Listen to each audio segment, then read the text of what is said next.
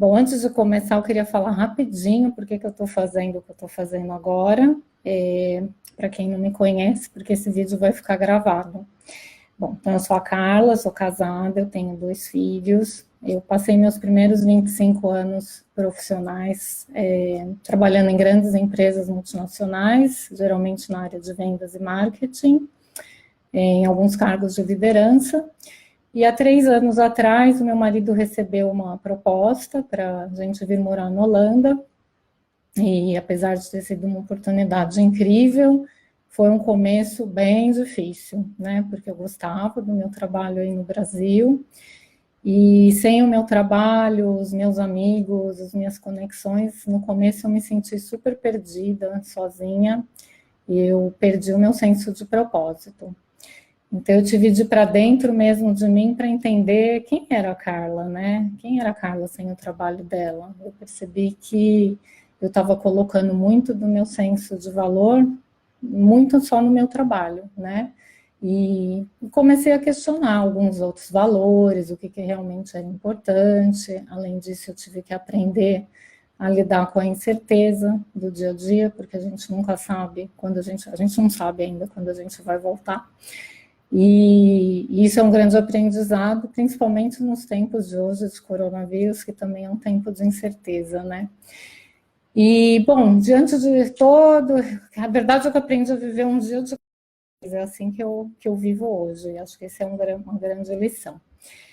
E devido a todo esse processo interno, a minha experiência também em grandes empresas, então eu resolvi, né, a minha...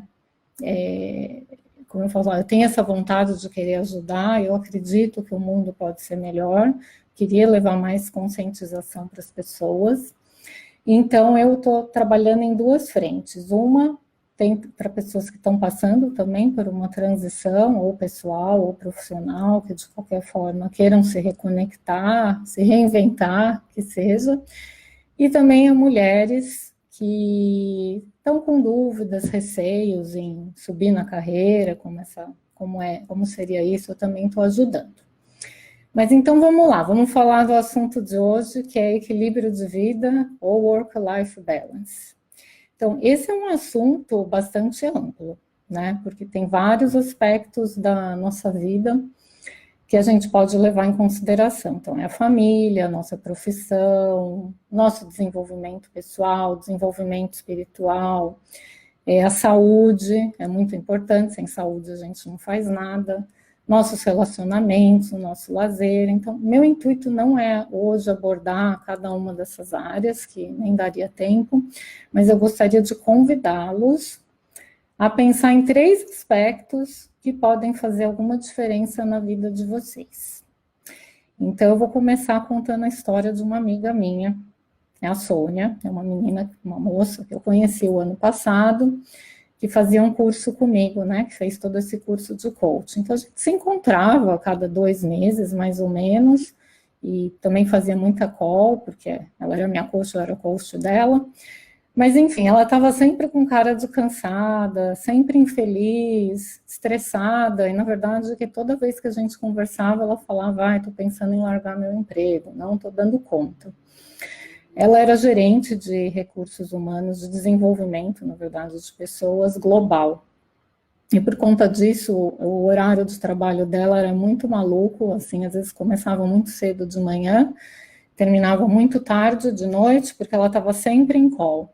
E ela também tinha um filho, o marido aqui na Europa não tem empregada, a gente aqui já faz faxina, faz comida, ou seja, ela estava ensandecida, tentando dar conta e equilibrar tudo. Bom, e como é que acabou essa história? Vou contar no final, porque eu vou usar o exemplo dela para convidar vocês, então, a pensar nesses 3 primeiros pontos, né? Esses 3 pontos que ajudam a gente a ter uma vida mais feliz e equilibrada. Então, primeiro, né, eu acredito, e tem vários autores e livros que vocês podem ler, que a felicidade, ela está muito relacionada a uma vida equilibrada e com propósito. Então, você não consegue se tornar uma pessoa feliz apenas indo atrás de coisas externas, como dinheiro, como status, né? Você tem que parar e olhar para dentro de você.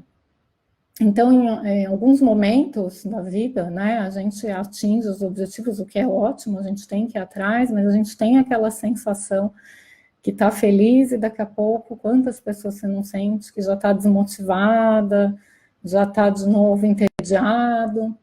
Então, a diferença de quem se sente mais feliz, daquele que não se sente tão feliz, muitas vezes, é porque o primeiro ele tem mais clareza e ele tem mais consciência do que realmente motiva ele. Então, esse é o primeiro ponto que eu queria abordar, né? É você ter claro o seu senso de propósito, os seus valores, está alinhado com isso, com seus valores e seus objetivos. Os valores e o propósito, eles são fatores determinantes em relação à sua motivação, aquilo que te inspira na sua vida. E ele tem grande influência na sua energia também, de como você aparece perante o mundo. Então, isso está relacionado com o que você quer fazer, como você quer fazer, e principalmente por quê? Por que você quer fazer isso? Então, o propósito, você pode pensar no que você gostaria de ser lembrado na vida, qual você gostaria de ser o seu legado. Tem bastante gente que tem dificuldade de saber qual que é o seu propósito, de encontrar essa resposta, né? Porque tem gente que já nasci para ser médico, né? Tem isso muito claro. Mas tudo bem, se esse for o seu caso, foca nos valores, né? Porque os valores são os princípios pelos quais você vive. Ele é um produto das nossas experiências passadas, e tem valor que ele é muito consciente para a gente sabe muito bem, e assim, você tem que diferenciar também entre valores que são aqueles fundamentais, porque se você falar que tudo é valor para você, todas as qualidades boas são valor, você não está fazendo uma diferenciação. Quando você realmente diferencia aquilo, isso aqui, para mim é fundamental, eu não vivo sem isso, você consegue entender melhor para que lado você está indo. Então, tem valor que ele é muito consciente, a gente sabe por que a gente está vivendo aquilo, e tem valor que ele é muito baseado por alguma experiência, ou algum trauma, que não foi muito positivo no nosso passado, e a gente coloca aquilo como um valor. Então, é importante reavaliar, porque às vezes aquilo já passou, não faz mais nenhum sentido a gente ficar pegado numa coisa lá de trás. Então, toda vez que você está fazendo coisa na sua vida, que leva você a questionar ou que você se sente em conflito com os seus valores e seu propósito, isso vai te gerar desconforto e estresse. De alguma forma, um desequilíbrio. Então, eu queria compartilhar aqui um livro que eu li do Clayton Christensen, que é aquele guru de inovação, né? Foi professor de Harvard, consultor de várias empresas nos Estados Unidos. Ele trabalhou muito com pessoas de alta performance todo o tempo. O livro dele é Como Você Vai Medir a Sua Vida.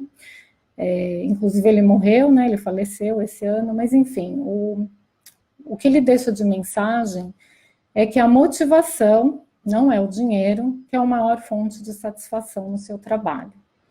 E que independentemente do quanto você trabalha ou quantas vezes você é promovido, são seus amigos e familiares que são a verdadeira fonte de felicidade. Isso é sobre o ponto de vista dele, né? O que eu achei interessante do livro é que ele classifica tudo como trabalho. Então, ele coloca a família é um trabalho, o meu lazer é um trabalho, o meu trabalho é um trabalho, e com base nisso ele consegue ver como que ele quer alocar o tempo dele baseado nas prioridades e no que é valor para ele, né? O que é mais importante naquele momento.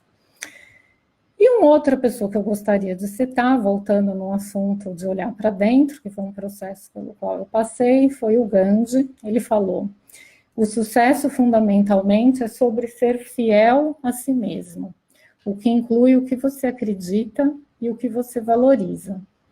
Ou seja, se você começar a perseguir a definição de sucesso de outras pessoas, você começa a perder contato com você mesmo. E muita gente, muito mais do que a gente imagina, faz isso, né? Às vezes de forma inconsciente, porque quer. Eu vejo muito agora, porque a minha filha está passando por essa fase de escolher faculdade, e eu vejo como é difícil porque os pais, a gente, né, às vezes é inconsciente, a gente acha que está fazendo bem, mas a gente influencia muito a direção que eles têm que ter, ou que a gente acha que eles deveriam seguir, e eu aqui nesse trabalho vi quantas pessoas passam anos trabalhando em algo que elas realmente não gostam. Então, para parecer aos olhos externos, às vezes essa pessoa tem muito sucesso, porque você olha, ela é bem sucedida, tem um cargo bom, né? Então parece que ela está bem, mas por dentro ela não está, porque ela se sente presa, né? Ela está atendendo a expectativa dos outros e não dela mesma. E uma última mensagem que eu queria dar sobre esse primeiro tópico de valores e propósito é que realmente os nossos valores, essas prioridades, eles podem mudar ao longo do tempo. Então, é uma coisa que a gente tem que se reperguntar, né? Então, não é que é uma coisa fixa, né? O seu why, o porquê pode ser mais, o seu propósito pode ser uma coisa mais a longo prazo, como uma visão, mas esses valores muitas vezes mudam. Então, por exemplo, imagina uma jovem executiva que acabou de ter um neném. Então, é claro que naquele momento, para ela, pode ser muito mais importante cuidar dos filhos e ela não estar interessada em tantas outras coisas, ela vai ter menos tempo para se dedicar ao relacionamento, ao trabalho, mas pode ser que depois que as crianças já estejam maiores, ela coloque como prioridade da vida dela o trabalho e resolva abrir um negócio, ou qualquer coisa assim. Então, o importante, a mensagem é que é muito importante a gente ter realmente consciência e clareza desses reais valores e propósito que norteiam a gente a cada momento e a cada dia para poder fazer as nossas escolhas, né? E alocar nosso tempo da melhor forma possível. Então, falando em tempo, eu vou entrar no segundo ponto, que é sobre estilo de vida e gerenciamento de tempo. Então, antes de tudo, você também deveria perguntar, tá? Eu tenho esses valores e também qual é o estilo de vida que eu gostaria de ter? Por exemplo, imagina que você, até vindo do seu valor, liberdade, eu já atendi uma pessoa que, assim, liberdade para ela era o valor-chave, era algo assim, ela não queria ser controlada, ela não queria ter definição de horário, todas essas coisas. Então, ela tinha um valor muito forte apegado à liberdade pessoal. Então, para ela pode ser mais difícil se adaptar umas regras fixas num ambiente de escritório, por exemplo. Ela pode optar em treinar a resiliência dela e ficar no escritório, ou ela pode tentar negociar com o chefe dela um horário mais flexível, ou simplesmente ela pode decidir, não é para mim, quero um outro estilo de vida e quero ser mais feliz. Então, não tem um certo e um errado, cada um tem que procurar aquilo que é melhor para si mesmo, né? E em relação ao gerenciamento de tempo, ele é um tópico que sempre aparece para todo mundo. A gente acha que a gente sabe gerenciar o tempo, que é básico, mas está sempre todo mundo meio reclamando, meio apurado. Então, o gerenciamento de tempo ele é uma questão de mindset e de habilidades. O que eu quero dizer com mindset? Você deveria se perguntar qual que é a definição de tempo, né? Ou como você encara o tempo para você. Então, tem gente que elas sentem que nunca tem tempo para nada, que não cabe no dia dela, elas não vão dar conta, elas estão sempre brigando com o tempo. Ou seja, elas sentem sem controle em relação a isso, né? E por isso elas sofrem mais. Elas sentem como o tempo estivesse drenando a energia delas. E já tem pessoas que elas têm mais controle sobre o tempo delas, né? Elas se sentem mais em controle, mais ok em fazer as escolhas, né, de como elas querem gerenciar. Então, isso também é bastante interessante você perceber, né, como você encara o tempo para você. Então, essa definição de gerenciamento de tempo, ela pode ser como uma arte, né, de priorizar, arranjar, organizar, estruturar as suas agendas, com o intuito sempre de gerar mais produtividade. Então, como eu disse, parece fácil, mas muitas pessoas têm dificuldade e requer habilidade. Então, algumas dicas que eu vou passar aqui na call, primeiro é você ser realista, né? Você perguntar se tudo aquilo que você tem para fazer no seu to-do list realmente é factível.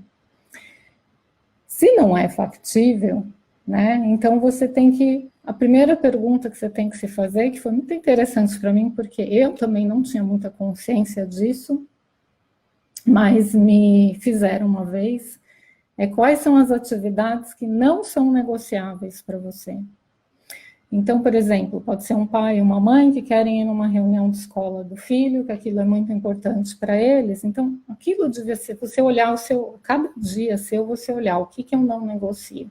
Claro, de uma forma realista, flexível, mas, por exemplo, para mim, eu notei que eu sempre abria mão da minha aula de yoga, sempre. As pessoas vinham, precisa entregar esse relatório, preciso fazer isso, tudo bem, eu sempre abria mão. No passar do tempo, eu notei o quanto eu ficava de mau humor e como que aquilo começava a me incomodar, porque eu não estava priorizando uma coisa que para mim era muito importante, porque era o meu momento de relaxar e de me desligar. Então, você começa o seu dia perguntando o que você não vai negociar, aí você vê todo o restante, né? E aí também tem o segundo ponto, as pessoas também confundem muito o que é importante do que é urgente, né? Então, existe diferença do que é importante e o que é urgente. Então, se você tem uma atividade que não é urgente nem importante, fácil, deixa ela para depois. Mas se ela for urgente e não for tão importante, essas são as atividades que você podia olhar para quem você pode delegar. Porque a gente tende a classificar tudo como urgente, mas tem a diferença, né? Se ela não for tão urgente, mas ela for importante, aí é algo que você realmente tem que fazer. Você tem que decidir quando você vai fazer, mas é uma coisa para você. E óbvio que se ela for urgente e importante, ficou mais fácil ainda, né? Aí você já sabe que aquela é a sua prioridade do dia, é naquilo que você deveria focar. E um terceiro ponto, quando a gente fala sobre gerenciamento de tempo, é o aspecto das distrações, né? O quanto que a gente se distrai com atividades que tiram o nosso foco, né? E aqui eu poderia falar mil e uma coisas, acho que trabalhar nessa época de que está todo mundo em home office com a família é um desafio enorme, principalmente para quem tem criança. Mas eu vou falar um tópico só que a gente nem se dá conta tanto, que é o social media, né? Quanto tempo a gente se distrai. Né? Existem inúmeras pesquisas que dizem que nós, humanos, olhamos mais de 200 vezes para os nossos smartphones. O que eu acho que, não sei se é o número correto ou não, mas deve ser bem próximo disso. Realmente, cada vez que aquele alarminho toca, a gente vai olhar e já tirou o foco, porque aí você se distrai olhando o que é. Então, o ideal seria a gente separar um horário, 2 horários, que seja, alguns horários durante o dia onde a gente fizesse isso, mas não ficasse à mercê disso, porque vira um hábito e realmente desfoca muito o nosso tempo. De qualquer forma, eu escrevi um post, tem um post num blog no meu site, que tem várias dicas sobre gerenciamento de tempo, se vocês quiserem dar uma conferida, pode ir lá. O terceiro tópico que eu queria falar hoje é esse equilíbrio entre o fazer e o ser. Achar a sua quietude interior. Carla, o que você quer dizer com isso, né? É que assim, a gente tende a passar o dia fazendo mil e uma coisa, a gente já parte para o automático, já acorda, levanta, a gente já sai fazendo, né? Sempre apurado. E o nosso subconsciente, ele determina 95% do nosso comportamento. As coisas, elas tornam hábito, a gente já nem pensa, né? A gente também não tem como, o nosso cérebro, ele não tem como processar tudo, ou ser consciente de tudo que a gente faz, né? Você não pensa como é que você está fazendo a digestão, como você está respirando, e muitas das outras coisas que a gente faz também viram hábito. A gente vai para o trabalho no mesmo caminho, são hábitos que a gente adquire e a gente fica fazendo as coisas sempre naquela ansiedade do que eu tenho para entregar, e acaba, às vezes, não vivendo o que é esse momento presente, né? Então, o mundo de hoje ele é muito ocupado, muito barulhento, a gente é bombardeado o tempo todo de notícia, de coisa o tempo todo, novamente, principalmente social media, e televisão, tudo, né? Então, é difícil a gente achar esse tempo para a gente ter o que em inglês a gente chama stillness, em português é essa quietude, né? Que são os momentos que nos trazem realmente mais clareza, mais criatividade, que nos dão espaço para a gente ser, para a gente ser. Então, Carla, o que você quer dizer com quietude, né? Pode parecer meio abstrato, mas eu tenho certeza que vocês sabem quando vocês experimentam isso.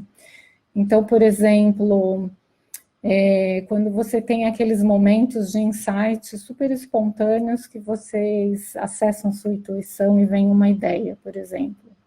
Vocês experimentaram o que é quietude. Se você está de férias a gente experimenta muito, né? Por exemplo, se você está vendo um pôr do sol, mas você realmente está ali presente naquele momento, sentindo o calor, ouvindo o barulho do vento, das folhagens, você está ali em conexão com a natureza ou com você mesmo. Um exemplo talvez mais tangível para o mundo de trabalho quando a gente fica meses estudando se preparando para uma apresentação, por exemplo. E quando você entra lá no palco para fazer a sua apresentação, você flui, né? Você está experimentando stillness, quietude. Então, quando você encontra essa serenidade, é quando você sente paz. E tem várias formas, não existe uma receita única, né? Cada pessoa tem uma forma de encontrar a sua quietude. Então, vou dar exemplo de alguns famosos, por exemplo, a Anne Frank, que vocês já ouviram falar o Diário de Anne Frank, né? Então, uma menina, ela começou a escrever no seu diário pela primeira vez, eu não vou lembrar, mas ela é adolescente, né? 12, 14, não sei. Mas, enfim, esse tempo que ela tirava para ela, para refletir sobre a vida dela, para pensar como tinha sido o dia, principalmente para praticar gratitude, o que foi bom, apesar das condições horrorosas que ela estava em quietude interior com ela mesma. E tem vários famosos que escrevem jornais, né? A gente chama journaling, é uma prática bastante bacana para quem gosta, porque são momentos de reflexões que você tira durante o dia. Então, por exemplo, Oscar Wilde, a própria Rainha Vitória usa. Um outro exemplo que eu acho bacana é do Winston Churchill, né, o ministro britânico realmente que foi responsável pelo sucesso da Inglaterra na Segunda Guerra Mundial. Quem olha pensa, esse cara não tinha momentos de stillness, mas para quem lê a biografia dele, ele deixa bem claro o quanto todo dia ele tirava um momento para fazer uma sesta, né, para dormir um pouquinho. Ele também fala, ele pintava, então esses momentos que ele pintava era um momento que ele desligava de todo o resto e realmente conseguia se conectar com ele mesmo. E ele escrevia muito, né? Apesar de ser ministro, ele também escreveu muitos livros. Então, era um cara que, assim, você olha e fala, mas esse cara faz 1001 coisas, não tem momentos onde ele está em quietude com ele mesmo, encontrando essa paz, né? Em conexão com aquilo que ele valoriza, né? Voltando ao primeiro tópico. Então, gente, eu, por exemplo, eu sou uma pessoa que tenho muita dificuldade em parar minha mente. Minha mente fica o tempo inteiro pensando. Às vezes eu brigo, fica quieta, Carla, para de falar. Então, eu tinha muita insônia por conta disso, por ficar nesse estresse de ficar pensando muito. E essa mente agitada. Eu lembro até que quando eu ia fazer ginástica, né? Mesmo aí, quando eu estava trabalhando muito, eu ia fazer ginástica, eu não conseguia desligar. Então, assim, era muito bom para a parte física, estava me mexendo, mas a minha mente estava ocupada, ela não estava desligada. Então, foi só a minha forma de aquietar a minha mente, foi realmente praticando mindfulness, né? Então, todo mundo aí acho que já sabe de meditação e mindfulness, mas existe uma certa diferença entre as duas.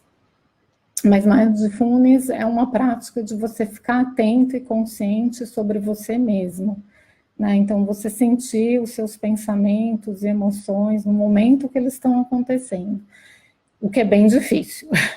Eu diria que no começo, 2 minutos eu já ficava, ai, que saco fazer isso aqui, estou desperdiçando meu tempo. Esse era o meu pensamento. Mas é tudo uma questão de atitude, de hábito. Eu comecei pouquinho por dia, fui fazendo, né? Esse negócio, presta atenção na sua respiração. Realmente, o que eu percebi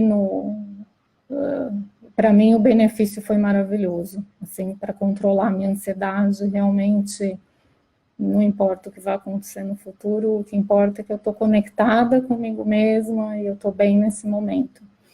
Então, é um pouco disso, né? O meu marido, por exemplo, não tem a menor paciência de fazer um negócio desse. A forma dele encontrar a quietude dele é tocando guitarra. É o momento que ele se desliga, você pode ficar lá chamando, ele nem ouve o que você está falando. Mas ele esquece o tempo. Mas é um momento que ele está feliz e conectado com ele. E você? Qual foi a última vez que você, de fato, parou e deixou seu celular de lado, ignorou todas as suas preocupações e simplesmente conseguiu passar um tempo parado, né? Quieto ou reflexivo? Então, é isso aí, gente. Você praticar isso daí te ajuda a trazer bastante equilíbrio. Então, voltando à história da Sônia, lá do começo da nossa conversa aqui, né, que estava super estressada, ela saiu ou ficou no trabalho dela? A Sônia resolveu ficar no trabalho dela, ela negociou com a chefe dela, toda sexta-feira off para ela, e ela usou boa parte desse tempo para fazer as coisas dela, ir em cabeleireiro, o momento de relaxamento dela também era lendo livros e fazendo meditação, enfim, ela encontrou a forma dela. Então, ela usou os 3 princípios que eu falei aqui, né? Primeiro, por que ela ficou no trabalho? Porque ela percebeu que o trabalho atendia o propósito dela, que era de ajudar a desenvolver pessoas. E o trabalho estava dando oportunidades para ela, de se desenvolver, inclusive pagando esse curso, então ela resolveu, não, é um trabalho que faz, a dificuldade é minha, eu é que não estou sabendo gerenciar o meu tempo, então ela realmente soube fazer isso, conseguiu fazer isso com o chefe dela, não sei se isso é tão fácil aí no Brasil, no caso ela morava aqui, mas ela conseguiu, e permaneceu. E o terceiro também, ela usou parte desse tempo, que ela podia usar esse tempo para ficar limpando a casa, né? Mas não, ela usou, realmente virou sagrado na agenda dela, um tempo para ela praticar as coisas que trazem esse equilíbrio mental para ela. Então, assim, o meu homework aqui para vocês, né, que eu gostaria que vocês tirassem de toda essa conversa hoje, são 3 assuntos para vocês responderem de cada tópico. Então, do primeiro ponto, né, em relação aos seus valores e propósitos, seja bem sincero e responda. O que você realmente acredita, o que você realmente quer para a sua vida e qual a sua definição de sucesso. Veja, nós somos seres humanos diferentes, cada um vai ter a sua definição. Por isso que esse trabalho é tão bonito e individual, porque não tem uma fórmula para todo mundo, né? Cada um tem que encontrar a sua. Da segunda parte, sobre estilo de vida e gerenciamento de tempo, realmente você pensar qual estilo de vida que você gostaria de ter e como você pode desenhar as atividades do seu a cada dia, como você desenha as suas atividades, lembrando sempre do que é mais importante naquele momento. E o ponto 3, né, que atividades vocês podem incluir na vida de vocês, para vocês viverem um pouco dessa quietude interior, estarem mais conectados com vocês mesmos, ou digamos, ter mais espaço para isso na sua vida. Gente, eu espero que vocês tenham gostado. Qualquer coisa, dúvida, podem me mandar por aqui pelo Messenger ou entrar no meu site, que é www.ceonow.com, ou por aqui, pelo canal do Facebook.